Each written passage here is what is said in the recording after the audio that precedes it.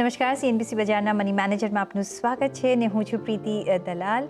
અને આજે આપણે ખાસ વાત કરવાના છીએ કે 2026ના વર્ષ માટે તમારા ડેટના રોકાણની સ્ટ્રેટેજી કેવી હોવી જોઈએ. ડેટ આવનારા સમયમાં કેટલા રિટર્ન આપી શકે છે, હમણાં ડેટમાં એન્ટ્રી કરવી હોય તો શું કરવું, અને તમારા એસેટ એલોકેશનમાં ડેટનું કેટલું મહત્ત્વ છે ને કયા ફંડ હોઈ શકે છે તે તમારા ડેટ પોર્ટફોલિયો બનાવી શકે છે. તો આ તમામ અંગેની આપણે ચર્ચા કરીશું અને આપણી સાથે જોડાયા છે એક્સિસ મ્યુચ્યુઅલ ફંડના senior fund manager fixed income Hardik Shah.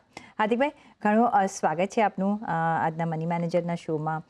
અને ડેટ આપણે ઓલવેઝ કહેતા હોઈએ છીએ કે ઇક્વિટી સાથે ડેટનું proportion whatever the market condition may be તમારે રાખવું જ જોઈએ. એક એસેટ એલોકેશનનો આ એક નિયમ છે કે તમારે એલોકેટ કરવું જ જોઈએ. પણ તો પણ વધારે જ્યારે ઇક્વિટીમાં રિટર્ન્સ હોય તો બધા ઇક્વિટીમાં જતા રહેતા હોય છે અને થોડું મિસમેચ થઈ જતું હોય છે. પણ સ્ટ્રેટેજિક એસેટ એલોકેશનમાં ડેટનું કઈ રીતનું મહત્વ છે? કરેક્ટ. સો સી આપણે date, for example, date as an investment કેમ જોવું જોઈએ from a portfolio perspective. There are 4 major points જ્યારે આપણે યાદ રાખવું જોઈએ કે ડેટમાં ઇન્વેસ્ટમેન્ટ કેમ જોવું. One is stability of returns. It is stable returns compared to other asset classes. When I say stable, એમાં volatility ઓછી હોય ડેટમાં, એટલે રિલેટિવલી પોર્ટફોલિયોનો પાર્ટ હોવું જરૂરી છે.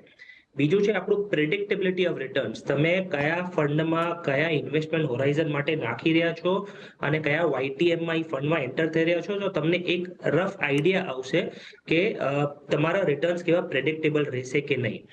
ત્રીજું છે optimal returns compare to traditional fixed income investment avenues. તો આપણે જે બધા આપણા ટ્રેડિશનલ ઇન્વેસ્ટમેન્ટ અસેટ ક્લાસીસ છે એના કરતાં થોડુંક અહીંયા તમને ઓપ્ટિમલ રિટર્ન્સ તમે એક્સપેક્ટ કરી શકો.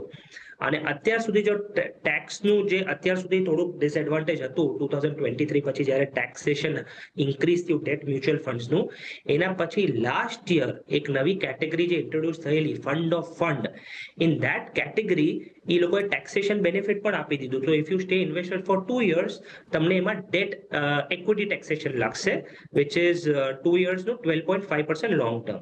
તો હવે તમને ટેક્સ એડવાન્ટેજ એફિશિયન્ટ વેમાં પણ તમે મેનેજ કરી શકો.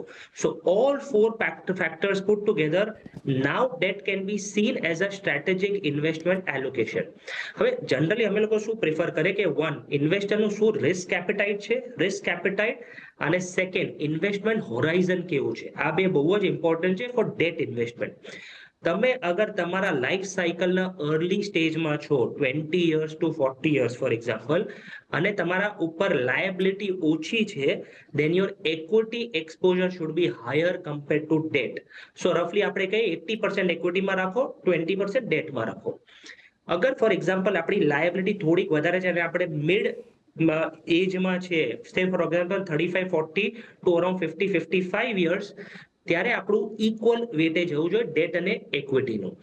અને અગર આપણે retirement age towards retirement age છે 50-55 plus, then stability of returns, low volatile returns એ એક્સ્ટ્રીમલી ઇમ્પોર્ટન્ટ છે.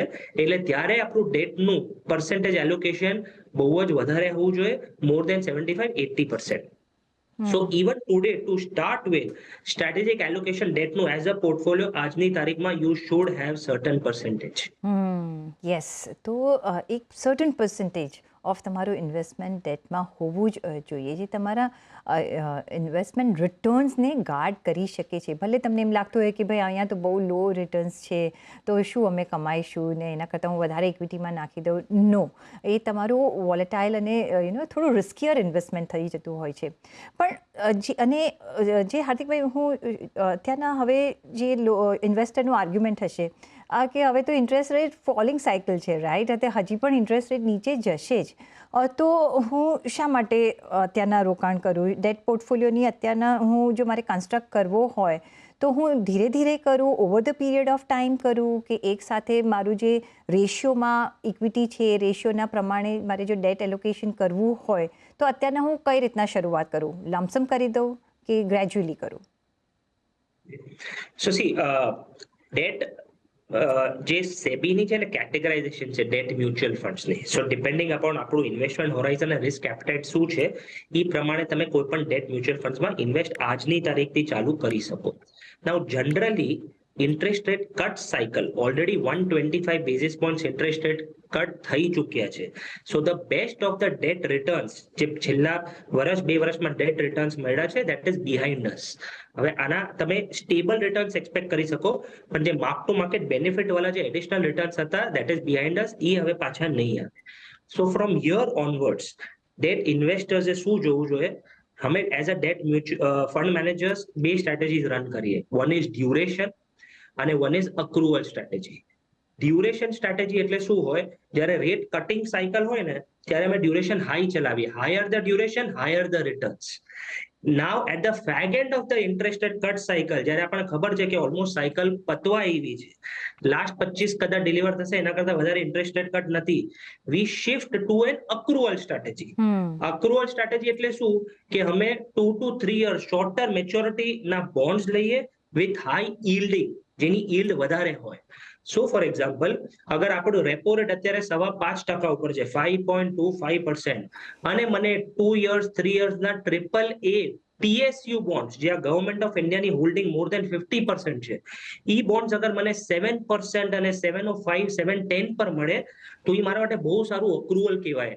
કે ફોર એક્ઝામ્પલ, અગર હું 2 વર્ષ સુધી ઇન્વેસ્ટેડ રહીશ તો મને કૂપન જે 7% ની છે એટલી તો મળશે જ. Correct. So in that sense મારા પૈસા અત્યારે કેશમાં રાખવાની બદલે હું એક 7% ના અસેટમાં લોક ઇન કરી દઉં વિધાઉટ એની ક્રેડિટ રિસ્ક, કારણ કે આ પીએસયુ બોન્ડ છે. મારું અગર થોડું ક્રેડિટ રિસ્ક એપેટાઇટ વધારે હોય તો હું પછી પ્રાઇવેટ પેપર્સ જોઉં, એનબીએફસી પેપર્સ જોઉં, યા તો પછી હું AA+ પેપર્સ જોઉં, જે 7.5 7.75 8% ડિપેન્ડિંગ અપોન ધ ક્રેડિટ, એ આપણને અત્યારે yields મળી રહી છે. So right now, in today's scenario, we advise accrual strategies, short to medium term funds target કરવાના, અને after the current rise in yields, છેલ્લા 6 મહિનામાં after rate cut also, yields અત્યારે ઉપર ગઈ છે, yields have risen. So even at these levels, shorter maturity funds માં લોકો રોકાણ કરવા આજની તારીખમાં પણ જોઈ શકે છે. Even today. યસ બિકોઝ અને વાય એ કહ્યું હાર્દિકભાઈએ, કારણ કે હવે ઇન્ટરેસ્ટ રેટ સાયકલ જે હવે ઘટવાના છે મેક્સિમમ ઘટી ચૂક્યા છે, હજી એક કદાચ આપણને 5% ઘટાડો મળી શકે, એટલે આપણી સ્ટ્રેટેજી હવે ડિફરન્ટ થઈ જાય છે કે તમે શોર્ટર ડ્યુરેશન માટે હવે કામકાજ કરો અને એમાં જુઓ કે ક્યાં તમને હાઈ yields મળે છે. અત્યારના રેપો રેટ આપણે 5.5નો છે તો તમને 7% પ્લસ કે એવા મળતું હોય તો તમે એની વિચ વેઝ ગેઇનમાં રહેશો, તમે લોક ઇન કરી શકો છો શોર્ટ ટુ મીડિયમ ટર્મમાં, અને એ રીતના આવી એક ડેટ સ્ટ્રેટેજી તમે વાપરી શકો છો. એટલે કે અક્રુઅલ સ્ટ્રેટેજી અત્યારના આપણે વાપરવાની છે. પણ તમે તમારો એક રિપોર્ટમાં એક હાઇલાઇટ કર્યું છે અક્રુઅલ અને બારબેલ સ્ટ્રેટેજી, રાઈટ? કઈ રીતના તમે અહીંયા કરશો? કારણ કે જો અને વિચ સેઝ કે how debt can be actively manage rather than held passively. આ કઈ રીતના તમે સમજાવશો, if you can clarify this point? Sure. So અત્યારનું આપણું જે yield કર્વ છે ને, ડેટમાં શું જોઈએ, એક yield મને ગવર્મેન્ટ સિક્યોરિટીઝની yield હોય, કોર્પોરેટ બોન્ડ્સની yield હોય, સ્ટેટ ડેવલપમેન્ટ લોન્સની એક yield હોય. એટલે 1 year થી લઈને બધા benchmark 1 year 2 year 5 year 10 year 15 year 30 year 40 year આ બધા પેપર્સ માર્કેટમાં ટ્રેડ થાય છે. અમે જ્યારે આ નોટ કાઢી ત્યારે છે ને 10 year ગવર્મેન્ટ સિક્યોરિટીના પેપર 10 year ના અરાઉન્ડ 650 ની આસપાસ ટ્રેડ થઈ રહ્યા હતા, 6.50. રેપો રેટ ત્યારે 5.5% હતો, 5.50, અને 30 year ગવર્મેન્ટ સિક્યોરિટીઝની yield 7.30 હતી, 7.30. એટલે ત્યારે અમે શું કીધું કે તમે બે સ્ટ્રેટેજી કરી શકો. Barbell, what is barbell? Shorter maturity bonds લેવાના, જીસેક્સ લેવાના, બોન્ડ્સ લેવાના, અને longer maturity, extreme long maturity તમારે ગવર્મેન્ટ સિક્યોરિટીઝ લેવાની. This is a strategy only for tactical purposes. કે અમને એવું લાગે છે કે the worst of interest rate ફ્યુચરમાં લોકોનો જે ડર છે કે હાઇક થશે is already priced in. એ ઓલરેડી અત્યારે પ્રાઇસીસમાં છે. Hence one of the reason કે ઈ લેવલ્સ પર 5.5ના અત્યારે રેપો રેટ ઉપર 7.30-40 માં તમે ગવર્મેન્ટ સિક્યોરિટીઝ લોંગ ટર્મ મળતું હોય તો લોંગ ટર્મ ઇન્વેસ્ટમેન્ટ પર્સપેક્ટિવ એમાં એક લોક ઇન કરી શકો. This is one trade. Second આપણે કીધેલું અક્રુઅલ સ્ટ્રેટેજી. અગેન કે સિન્સ આપણે જેમ વાત કરી રહ્યા છે કે કદાચ રેટ કટ સાયકલ ખતમ થવા આવી છે, તો આગળ લોઅર ફોર લોંગર એન્વાયરમેન્ટમાં નેક્સ્ટ 12 મહિના સુધી, નેક્સ્ટ 1 યર સુધી તો રેટ હાઇક થવાના નથી. રેટ હાઇક નહીં થાય તો 5.5 નું અગર કેશ ડિપ્લોયમેન્ટ કરવું હોય તો 5.5% પર થશે. તો એ ના કરવું હોય તો કેમાં આપણે ઇન્વેસ્ટ કરવાનું? તો accrual strategy, shorter maturity higher yield, shorter maturity higher yield, એમાં જે પેપર્સ આપણે મળતો હોય ત્યાં લોકિંગ કરવાના. એટલે ફોર 2026 અમારા રિપોર્ટમાં અમે કીધેલું અમને ટેક્ટિકલ ટ્રેડ, શોર્ટ ટર્મ ટ્રેડિંગ માટે બાર્બલ સ્ટ્રેટેજી સારી લાગે છે, અને થોડુંક મીડિયમ ટુ લોંગ ટર્મ માટે ફોર ધ નેક્સ્ટ 1 યર અમને અક્રુઅલ સ્ટ્રેટેજી સારી રાખે છે, જે અમે લોકો ઓલરેડી અમારા બધા જ ફંડ્સમાં ચલાવી રહ્યા છે. ઓકે, તો શોર્ટ ટર્મ માટે 2026ની આપણે જ્યારે વાત કરી રહ્યા છીએ તો બાર્બેલ સ્ટ્રેટેજીથી આપણે કામકાજ કરીશું, અને શોર્ટ ટુ મીડિયમ ટર્મ માટે આપણે અક્રુઅલ સ્ટ્રેટેજીમાં વાપ કરી શકીએ. અને આ બંને કોમ્પોઝિશનને તમે એડ કરી શકો છો તમારા પોર્ટફોલિયોમાં જ્યારે તમે નિવેશ કરો છો ત્યારે, અને અહીંયા એવી રીતે ડેટમાં તમારું એક ડિવિઝન કરી શકો છો. પણ જ્યારે આપણે આ ચૂઝ એન્ડ પિક કરીને ઇન્વેસ્ટ કરીએ છીએ તો કઈ રીતના ઇન્વેસ્ટર એમનું એક રિસ્ક રીઅસેસ કરી શકે છે? બિકોઝ બધામાં રિસ્ક તો ઇન્વોલ્વ છે, ઓલ્ધો ઓછું વધતું હોય છે. કઈ રીતના આપણે એસેસ કરવું જોઈએ અને કઈ રીતના તમે એ પ્રમાણે આપણે ચૂઝ એન્ડ પિક કરવું જોઈએ રાધર? રાઈટ. સો જો અગર ઇન્ફોર્મ્ડ ઇન્વેસ્ટર હોય, જેને માર્કેટનું થોડું ખબર હોય કે મારે રિસ્ક એપેટાઇટ કેવું છે, મારે વધારે રિસ્ક ચલાવવું જોઈએ, ક્રેડિટ રિસ્ક ચલાવવું જોઈએ કે ડ્યુરેશન ચલાવવું જોઈએ, એના માટે તો ક્લિયર કેટેગરી છે. તમારે મીડિયમ ટુ લોંગ ડ્યુરેશન જ અત્યારે તમારે for the next 1 to 2 years તમારું ઇન્વેસ્ટમેન્ટ હોવું જોઈએ. એક્સ્ટ્રીમ લોંગ ડ્યુરેશન પર અત્યારે નહીં જવાનું, એક્સ્ટ્રીમ શોર્ટ ડ્યુરેશનની હજુ થોડીક વાર છે. એટલે મીડિયમ ટુ શોર્ટ ટર્મ જે ડ્યુરેશન ફંડ છે ને, that is best suited for investors જે ઇન્ફોર્મ છે, જેને ખબર છે કે મારી કેટલી રિસ્ક કેપિટલ છે, મારે કેટલું કરવું છે. સેકન્ડ, આમાં શું થાય, ડેટ સાયકલ છે ને શોર્ટર ટર્મ ઇન નેચર હોય છે. એટલે શું છે, 1.5 વર્ષ 2 વર્ષમાં તમારી ઇન્ટરેસ્ટ રેટ સાયકલ ખતમ થઈ જશે, નેક્સ્ટ વર્ષમાં પાછી ઇન્ટરેસ્ટ રેટ હાઇક સાયકલ ચાલુ થઈ જશે. અને ઇન્વેસ્ટર્સને પ્રોબ્લેમ શું થાય ડેટ મ્યુચ્યુઅલ ફંડ્સમાં, કે if you stay invested for longer, તો એમાં શું છે, માર્ક ટુ માર્કેટ ગેઇન સાથે માર્ક ટુ માર્કેટ લોસીસના પણ ઇમ્પેક્ટ લોકોના પોર્ટફોલિયોમાં આવી રહ્યા છે.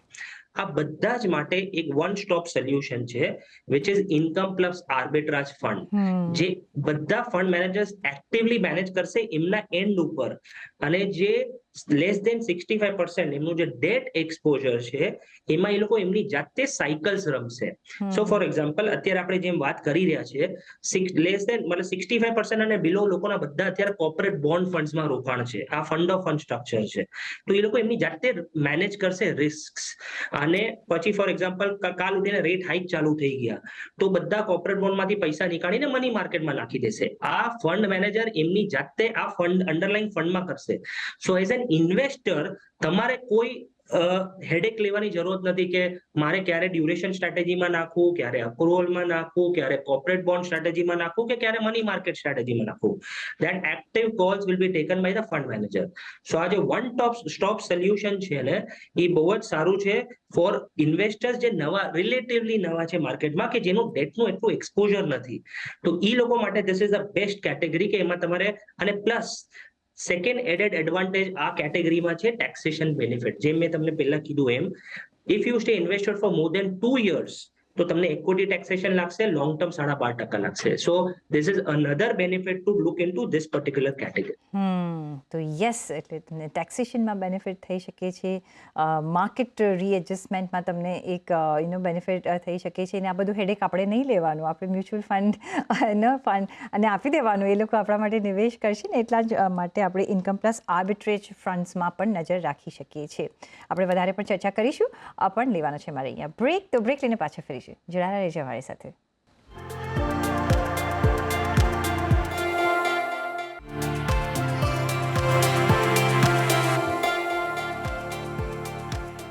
બ્રેક પછી આપનું સ્વાગત છે, અને આપણે વાતચીત કરી રહ્યા છીએ કે કઈ રીતના ડેટ ઇન્સ્ટ્રુમેન્ટ્સ ને ડેટને તમારા એક પોર્ટફોલિયોનો પાર્ટ હંમેશા રહેવો જોઈએ, અને જો તમે આજે શરૂઆત કરતા હો તો તમે કઈ રીતના કરશો, તમને ઓલરેડી છે તો કઈ રીતના એક પ્લાનિંગ હોવું જોઈએ. હાર્દિકભાઈ, ઓફકોર્સ અત્યારના એક આપણે એવા એન્વાયરમેન્ટમાં રહી રહ્યા છીએ કે ફ્લેટર યીલ્ડ કર્વ છે, રાઈટ? હવે તમે ઘણા બધા ઓપ્શન્સ આપ્યા છે, કઈ જાતનું કોમ્પોઝિશન આપણે વાપરવું જોઈએ, આમાં પણ કરવું જોઈએ, આમાં પણ કરી જવું, કે એક વન સ્ટોપ સોલ્યુશન ખાલી આપણે સપોઝ આર્બિટ્રાજ, ઇન્કમ પ્લસ આર્બિટ્રાજમાં કરીએ તો ઇટ્સ ઇનફ, કે હજી પણ કોઈ ઓપ્શન્સ લેવા જોઈએ? કઈ રીતના બુકે બનાવી શકાય? રાઈટ. સો સી થોડું ટેકનિકલ છે, પણ what are flatter yield curves? Flatter yield curve એવું હોય કે તમારા 1 વર્ષ 2 વર્ષથી લઈને તમારી લોંગર ટર્મ મેચ્યોરિટી 15-30 વર્ષના બોન્ડ બધા ફ્લેટ ટ્રેડ કરે. એટલે એમાં શું છે, yield કોઈ સ્પ્રેડ ડિફરન્શિયલ ના હોય. That is flatter yield curve. આ બે સિનેરિયોમાં થઈ શકે. જ્યારે તમારું આખું yield curve નીચે આવે, બધા રેટ્સ નીચે આવે, તો આને કહેવાય બુલ ફ્લેટનિંગ. અને ધીરે ધીરે બધા ઉપર જાય અને કર્વ ફ્લેટ થાય, આને કહેવાય બેર ફ્લેટનિંગ. અત્યારનું જે સિનારીઓ છે, અત્યારનું રાઈટ નાઉ એઝ વી સ્પીક, અત્યારે માર્કેટમાં બેર ફ્લેટનિંગ થઈ રહ્યું છે. જ્યારે પણ માર્કેટમાં બેર ફ્લેટનિંગ થાય ને, ત્યારે ડ્યુરેશન સ્ટ્રેટેજીસથી દૂર રહેવાનું. ડ્યુરેશન સ્ટ્રેટેજીસ પોર્ટફોલિયોમાં ઓછી રાખવાની, એમાં one should avoid. At that point of time આપણે બધાએ અક્રુઅલ સ્ટ્રેટેજીસમાં શિફ્ટ થઈ જવાનું. એટલે as I pointed out before also, short to medium term category વાળા જે ફંડ છે, 1 વર્ષથી લઈને 3 વર્ષ સુધી વાળા મેચ્યોરિટી વાળા ફંડ, ઈ ફંડ્સને ટાર્ગેટ કરવાના. અને એમાં જોવાનું કે એમાં તમને હાઈ yielding સ્પેસમાં થોડુંક એડિશનલ કેરી સાથે કયા ફંડ્સ મળી રહ્યા છે. તો ટુડે એઝ વી સ્પીક આ સારું એન્ટ્રી પોઈન્ટ છે for to invest in to those funds in flatter yield curve. Apart from flatter yield curve, આપણે બીજું જોવું જોઈએ કે કયું અસેટ ક્લાસ તમને બેટર રિટર્ન આપે છે within fixed income. So within fixed income 3 major market છે: ગવર્મેન્ટ સિક્યોરિટીઝનું માર્કેટ, સ્ટેટ ડેવલપમેન્ટ લોનનું માર્કેટ અને કોર્પોરેટ બોન્ડનું market. Of all the 3 today, SDLs જે છે, સ્ટેટ ડેવલપમેન્ટ લોન, એટલે જે સ્ટેટ ગવર્મેન્ટ બોરો કરતા હોય માર્કેટમાંથી, એની yields તમને બહુ ઉપરના ભાવે મળી રહી છે. જે yields આજથી 6 મહિના પહેલા અરાઉન્ડ 680-85 માં ટ્રેડ થતી હતી, આજે 7.50 માં ટ્રેડ થઈ રહી છે. સો ફોર એક્ઝામ્પલ, 10 વર્ષનું કોઈ પણ સ્ટેટ ડેવલપમેન્ટ લોન હોય, એ 7.5% પર માર્કેટમાં ટ્રેડ થયું છે. ઈ ત્યાં એક ઓપોર્ચ્યુનિટી દેખાઈ રહી છે. So apart from yield curve dynamics, you look at different asset classes. હવે કયા અંડરલાઇંગ ફંડ્સ છે જે એસડીએલ્સ ચલાવી રહ્યા છે, તો આપણે ઈ થોડા ટાર્ગેટ કરવા જોઈએ કે એસડીએલ્સ માં સારો સ્પ્રેડ મળે છે. આ બધા ફંડ્સમાં થોડુંક એસડીએલ્સ નું એલોકેશન વધારે છે. સો ઈ એક ફંડ કેટેગરી પણ તમે જોઈ શકો. હવે આ બધી છે ને એક ટેક્ટિકલ ઓપોર્ચ્યુનિટી થઈ ગઈ કે જે એસડીએલ હેવી ફંડ હશે ને, એનું થોડુંક ડ્યુરેશન પણ વધારે હશે. સો ટેક્ટિકલ ઓપોર્ચ્યુનિટી માટે you can target those funds. Short to medium term માટે 3 કેટેગરીના ફંડ છે. એક low duration category which is 1 year investment horizon, short term funds 2 to 3 years investment horizon માટે, corporate bond funds again 2 to 3 years investment horizon માટે. આ 3 category of fund આજના market yields પ્રમાણે આ best suited for investment perspective. અને આ બધું જ આપણે સાઈડમાં મૂકીને અગર આપણે વન સ્ટોપ સોલ્યુશનની જેમ વાત કરતો હતો, તો income plus arbitrage is a better category of funds કે જે તમે લોંગ ટર્મ પર અગર investment debt as a portfolio allocation કરીને તમે લોંગ ટર્મ માટે રાખવું હોય, so that is a better suited fund also. Yes, તો ઓફકોર્સ જેને આ સ્ટેટ ડેવલપમેન્ટ, ઓફકોર્સ અત્યારના લોન્સ એસડીએલ હમણાં સારા એવા રિટર્ન yields આપી રહ્યું છે. પણ હાર્દિકભાઈ, તમારું જેવું નોલેજ તો અમને બધાને નથી, એટલે અમે ઇન્કમ પ્લસ આર્બિટ્રાજ ફંડ્સમાં આપણે નિવેશ કરીએ તો પણ ચાલે. એટલે સુપરબલી યુ એક્સપ્લેન કઈ રીતના આપણે જોવું જોઈએ. પણ બીજું જે એક આસ્પેક્ટ છે કે જે ઇન્ડિયન બોન્ડ માર્કેટ છે, રેપિડલી અત્યારના મેચ્યોર થઈ રહ્યો છે અને અત્યારના હવે આપણે ગ્લોબલ ઇન્ડેક્સ ઇન્ક્લુઝનને પણ જોઈ રહ્યા છીએ. શું આ જે બધા ફેક્ટર્સ છે એ ચેન્જ કરી રહ્યું છે કે how do you see the debt market? Perfect. So very nicely pointed out. ઇન્ડિયાનું જે માર્કેટ છે, ગવર્મેન્ટ સિક્યોરિટીઝ અને corporate bond market, primarily domestic investors run market છે, કારણ કે ડોમેસ્ટિક ઇન્વેસ્ટર્સ મેજર ઇન્વેસ્ટર્સ છે. લાસ્ટ 1.5 વર્ષ પહેલા આપણે જેપી મોર્ગન ઇન્ડેક્સમાં ઇન્ક્લુડ થયા, એટલે આપણી government securities JP મોર્ગનના underlying ઇન્ડેક્સમાં include થઈ. બહારના જે ઇન્વેસ્ટર્સ હતા, એફપીઆઈ ઇન્વેસ્ટર્સ, એ લોકો ઇન્ડિયામાં ગવર્મેન્ટ સિક્યોરિટીઝ ખરીદવા માંડ્યા, કારણ કે એ લોકોના અંડરલાઇંગ ફંડમાં આપણા જે સિક્યોરિટીઝ હતી એ ઇન્ક્લુડ થઈ ગઈ. ત્યારે એના પછી શું થયું કે મોટી અરાઉન્ડ $20 બિલિયન ના ઇન્ફ્લો આવ્યા ઇન્ડિયન ગવર્મેન્ટ સિક્યોરિટીઝ માર્કેટમાં. મોર દેન $20 બિલિયન ના ઇન્ફ્લો આવ્યા. હવે આનાથી હેલ્પ આપણે શું પડી? વાઇડર માર્કેટ પાર્ટિસિપેટ થઈ ગયું. જે એફપીઆઈ નું હોલ્ડિંગ 2% હતું, that has increased to closer to 4% now as we speak. એટલે વાઇડર માર્કેટ પાર્ટિસિપેશન, મોર લિક્વિડિટી, કારણ કે માર્કેટમાં લિક્વિડિટી વધે એટલે માર્કેટમાં ટ્રેડિંગ વોલ્યુમ્સ વધ્યા, માર્કેટ ટ્રેડિંગ વોલ્યુમ્સ વધે એટલે બેટર પ્રાઇસ ડિસ્કવરી થઈ માર્કેટમાં. સો માર્કેટમાં એક બેટર પ્રાઇસ ડિસ્કવરી થઈ. આના પછી આજે આપણે જે રીતે વાત કરીએ એવી રીતે બ્લુમબર્ગ એક બીજું મોટું ઇન્ડેક્સ છે. ઇન ઓલ પોઝિટિવ લાઇકલીહુડ બ્લુમબર્ગનો આ મહિનામાં રિવ્યુ છે. In this review they will decide whether ઇન્ડિયાને બ્લુમબર્ગમાં હવે ઇન્ક્લુડ કરવું જોઈએ કે નહીં. If we get ourselves included in the Bloomberg index, આપણે બીજા એડિશનલ $22 to $25 બિલિયન ના ઇન્ફ્લો આવશે. $22 to $25 બિલિયન ના ઇન્ફ્લો આવશે Indian government securities market. So એ એક બીજું પોઝિટિવ છે કે એફપીઆઈ ઇન્ડિયામાં પોઝિટિવલી જોઈ રહ્યા છે અને ઇન્વેસ્ટ કરી રહ્યા છે. જેટલો સારો એફપીઆઈ નો ફ્લો આવશે એટલું આપણા ડોલર રૂપી માટે પણ સારું છે, કારણ કે રૂપી સ્ટ્રેન્થન થશે. સો દેટ ઇઝ અનધર પોઝિટિવ કે એફપીઆઈ માટે આપણે કોરિડોર ઓપન કરી રહ્યા છે. અને એફપીઆઈ જનરલી કોઈ પણ કન્ટ્રીમાં ક્યારે ઇન્વેસ્ટ કરે, જ્યારે એનું મેક્રો ફંડામેન્ટલ્સ પોઝિટિવ હોય, મેક્રો ફંડામેન્ટલ્સ. સેકન્ડ, એમાં એફએક્સ સ્ટેબિલિટી હોય, તમારું એફએક્સમાં સ્ટેબિલિટી હોય અને મેક્રો ફંડામેન્ટલ સ્ટ્રોંગ હોય, એ કન્ટ્રીમાં કોઈ પણ એફપીઆઈ ઇન્વેસ્ટ કરવા જોઈ શકે. લાસ્ટ 1.5 વર્ષ પહેલા આપણે જેપી મોર્ગનમાં ઇન્ક્લુડ થયા. પોઝિટિવલી આ મહિનામાં બ્લુમબર્ગ ઇન્ક્લુઝનના પણ ન્યૂઝ આવવા જોઈએ. If that happens, overall this is very sentimentally અને ફ્લો વાઇઝ ઓલ્સો ઇન્ડિયાના બોન્ડ માર્કેટ માટે બહુ પોઝિટિવ છે. એબ્સોલ્યુટલી. એટલે ઓફકોર્સ ગ્લોબલ ઇન્ક્લુઝન એક પોઝિટિવલી કામકાજ કરતું હોય છે, પણ જ્યારે આપણે ઇક્વિટીઝ જોઈએ તો એમાં હાઈ ફીવર હોય છે, હાઈ એનર્જી જેવું લાગે છે. ડેટની વાત કરીએ તો કે સેફ છે, આમ થોડું બોરિંગ છે એવું લોકો કહેતા હોય છે. કઈ રીતના તમે ઇન્વેસ્ટરનું પરસેપ્શન ચેન્જ કરવા માંગશો? કઈ રીતના કરંટ બોન્ડ માર્કેટની તમે સાયકલ જે તમે હમણાં સમજાવી, કઈ રીતના અત્યારના લાગુ પડે છે કે તમારે એની વિચ વેઝ મેં જેમને તમને કહ્યું કે તમારું થોડું તો એસેટ એલોકેશન ડેટમાં હોવું જ જોઈએ. Perfect. So see, regulators છે આપણા SEBI અને RBI has done a fabulous job in the past 5 years. Lot of regulatory relaxations have happened in the past 5 years to deepen corporate bond market, to deepen government securities market. એ લોકોએ ઘણા steps લીધા છે કે market આપણું ડીપન થાય. As you rightly pointed out, yes, અત્યારનું જે market છે ને એ આખું ઇન્સ્ટિટ્યુશનલ ડ્રિવન માર્કેટ છે. કારણ ઇન્સ્ટિટ્યુશનલ જે છે એ મેજર માર્કેટ ચલાવી રહ્યા છે. Retail participation is what is lacking in the market today. Hence આપણે રિટેલ ઇન્વેસ્ટર્સને એવું લાગે કે આ ડેટ માર્કેટ થોડું બોરિંગ છે ને ઇક્વિટી માર્કેટ થોડું વોલેટાઇલ છે અને એ થોડું બેટર છે. But date market as you know એમાં સ્ટેબલ રિટર્ન્સ જોઈએ, તો એમાં ઓલરેડી વોલેટિલિટી આપણે ઓછી હોય તો સારું, કારણ કે that is the purpose of debt market.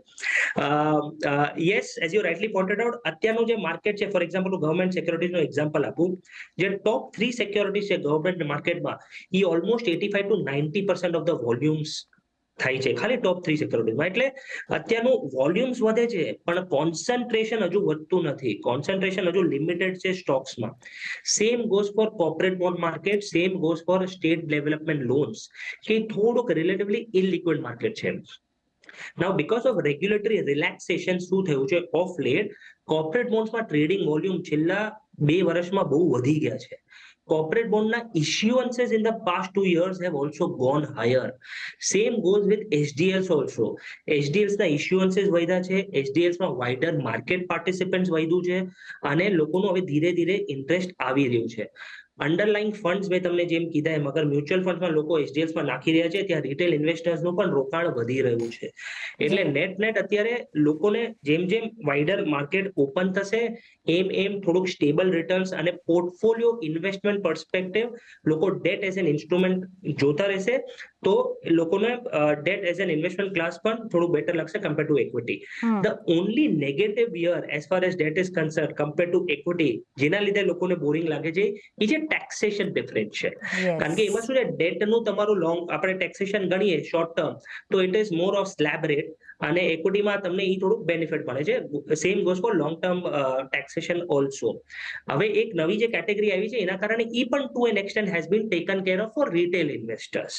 તો તો રિટેલ ઇન્વેસ્ટર્સને ધીરે ધીરે once you invest into debt mutual funds અને ધીરે ધીરે તમારો અગર એક્સપિરિયન્સ સારો હશે, સ્ટેબલ રિટર્ન્સ, પ્રેડિક્ટેબલ રિટર્ન્સ મળશે, so over a period of time I think લોકો ડેટ તરફ પણ as an asset class investment જોશે ફ્યુચર. જી ટાઈમ એક ઓછો છે પણ ફાઇનલી ઇન્વેસ્ટર્સ બેનિફિટ માટે જો આપણે શોર્ટ, મીડિયમ અને લાર્જ ટર્મ માટે જો તમારે ડેટમાં ઇન્વેસ્ટ કરવું હોય તો કઈ કેટેગરીઝ તમે એક રિકેપ કરશો, ક્યાં નિવેશ કરવું જોઈએ અત્યારે? પરફેક્ટ. તો શોર્ટ ટર્મ કેટેગરી માટે હું કહીશ કોઈ પણ મની માર્કેટ સારું ફંડ જોવું જોઈએ. લો ડ્યુરેશન એક કેટેગરી છે which is 1 year investment Horizon, that is best સુટેડ. Extreme short term માટે જોવું હોય 3 થી 6 મહિના માટે, તો લિક્વિડ ફંડ્સ બેસ્ટ કેટેગરી છે. લિક્વિડ ફંડ પણ તમે જોઈ શકો. Medium to short to medium term કેટેગરીમાં અત્યારે રિટેલ ઇન્વેસ્ટર્સ માટે ખાલી ઇન્કમ પ્લસ આર્બિટ્રાજ ફંડ છે. That is the best સુટેડ fund. અને એઝ અ પોર્ટફોલિયો ઇન્વેસ્ટમેન્ટ કે અગર તમે 5 વર્ષ 10 વર્ષ સુધી ચલાવવા માંગતા હોય, એમાં તમે બે કેટેગરીમાં ડાયવર્સિફાઈ કરી શકો. એક ઇન્કમ પ્લસ આર્બિટ્રાજ અને કાં તો ગિલ્ટ ફંડ, ક્યાં તો long duration fund. So gilt and long duration એક કેટેગરી, કાં તો income plus arbitrage category. These are for long term investment horizon. જી ઓકે. તો યસ, ડેટને તો એક તમારે એક જગ્યા આપવી જ પડશે તમારા પોર્ટફોલિયોમાં. અને અત્યારના જો તમે નિવેશ કરતા હો તો શોર્ટથી મીડિયમથી લોંગ ટર્મ તમારો જે પણ હોરાઇઝન હોય, જે બી તમારા ગોલ્સ હોય, તમે જો નિવેશ કરવા માંગતા હોય તો એ કેટેગરીઝ પર તમે ધ્યાન રાખી શકો છો અને નિવેશ કરી શકો છો. ઓન દેટ નોટ, હાર્દિકભાઈ ઘણો આભાર તમારો અમારી સાથે જોડાવા બદલ. અને ઘણું બધું ડેટ માર્કેટ માટે તમે ઘણું બધું ડીકોડ કર્યું છે from the investors point of view perspective માટે. તો thank you so much for that. અને એ સાથે જ મને પણ આપશો રજા. પછી જોડાયેલા રહેજો CNBC બજાર સાથે. નમસ્કાર.